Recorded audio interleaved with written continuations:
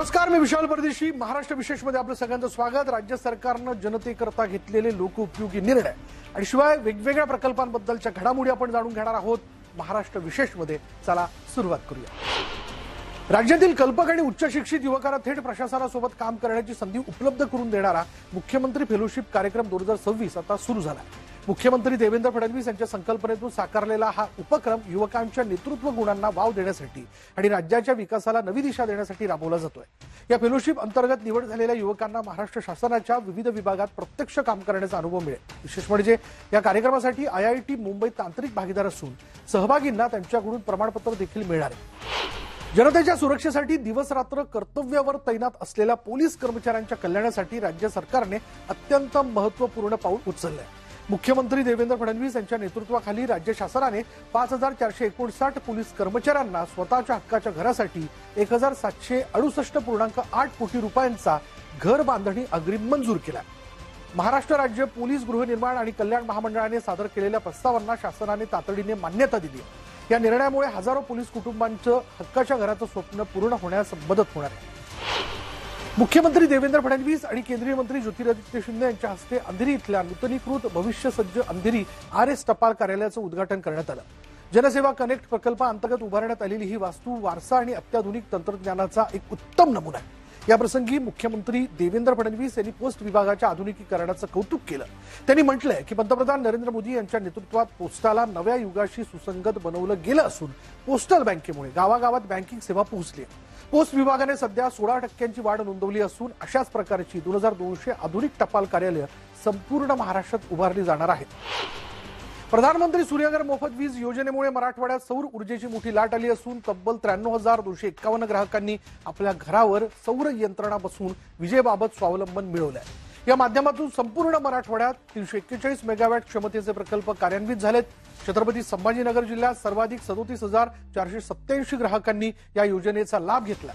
केंद्र सरकारकडून 1 ते 3 किलोवॅट पर्यंत 30 ते 78,000 रुपयांचं थेट अनुदान मिळत असल्यानं नागरिक याकडे मोठ्या संख्येनं वळत आहेत. नाशिक इथे 2027 मध्ये होणाऱ्या सिंहस्थ कुंभमेळ्याच्या अधिकृत बोधचिन्हाचं अनावरण करण्यात आलं. मुख्यमंत्री देवेंद्र फडणवीस, उपमुख्यमंत्री एकनाथ शिंदे आणि उपमुख्यमंत्री सुनेत्रा अजित पवार यांच्या हस्ते सह्याद्री अतिथीगृह इथे बोधचिन्हाचं अनावरण करण्यात आलं आणि यावेळी विविध आखाड्यांचे साधू संत आणि मंत्रिमंडळातील सदस्य मोठ्या संख्येनं उपस्थित होते. या बोधचिन्हाची निवड MyGov प्लॅटफॉर्मवर आयोजित देशव्यापी स्पर्धेतून करण्यात आली, ज्यामध्ये 3000हून अधिक स्पर्धकांनी सहभाग घेतला होता. पुणे इथल्या सुमित काटे यांच्या डिझाईनला प्रथम क्रमांक मिळाला असून त्यांना 3 लाख रुपयांचं पारितोषिक देऊन गौरवण्यात आलं. हे बोधचिन्ह नाशिकच्या धार्मिक परंपरेचा आरसा आहे आणि यामध्ये भगवान शंकराचं त्रिशूळ, त्र्यंबकेश्वर मंदिर, काळाराम मंदिराची कमान आणि शिवलिंगाच्या स्वरूपात प्रवाहित होणारी गोदावरी नदी यांचं सुंदर संमिश्रण करण्यात आलेलं आहे.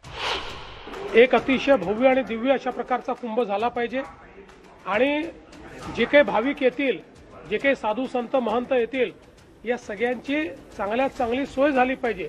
या दृष्टीनं एक अतिशय चांगला अशा प्रकारचा प्लॅन आम्ही तयार केला आहे आणि त्यामध्ये साधू महंतांचं देखील एक मोठं सहकार्य आम्हाला मिळत आहे.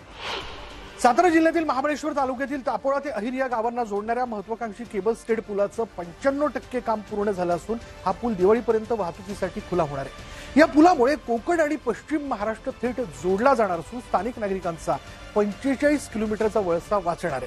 कोयना नदीच्या पात्रावर उभारण्यात आलेल्या या पुलावर रस्ते मार्गासोबतच पर्यटकांसाठी विशेष व्ह्यूइंग गॅलरी तयार करण्यात येईल. या तापोळा अहिरच्या पुलामुळे 45 ते 50 किलोमीटरचा वळसा जो आहे या पुलामुळे लोकांचा वाचतो. पर्यटनाला चालना मिळणार आहे. मोठ्या प्रमाणावर पर्यटक येतील, कारण समोर जर पाहिलं आपण तर पूर्ण निसर्ग आहे आणि त्यामुळे या पुलाचं महत्त्व आहे. याच्यामुळे वेळ वाचेल. अल निनोच्या पार्श्वभूमीवर राज्यातील पाणी टंचाईचं संकट दूर करण्यासाठी मुख्यमंत्री देवेंद्र फडणवीस यांनी जलसंधारणाच्या कामांना गती देण्याचे निर्देश दिले. मृद आणि जलसंधारण विभागाच्या आढावा बैठकीत मुख्यमंत्री बोलत होते आणि यावेळी जलयुक्त शिवार अभियान 2.0 अंतर्गत कामांचा आढावा घेण्यात आला. मुख्यमंत्री म्हणाले की ज्या भागात भूजल पातळी घटलेली आहे तिथे प्राधान्याने कामं पूर्ण करून पाणीसाठा वाढवावा. यानंतर महाराष्ट्र विशेषमध्ये इथेच थांबणार आहोत. पहा फक्त न्यूज 18 मराठी, आवाज महाराष्ट्राचा.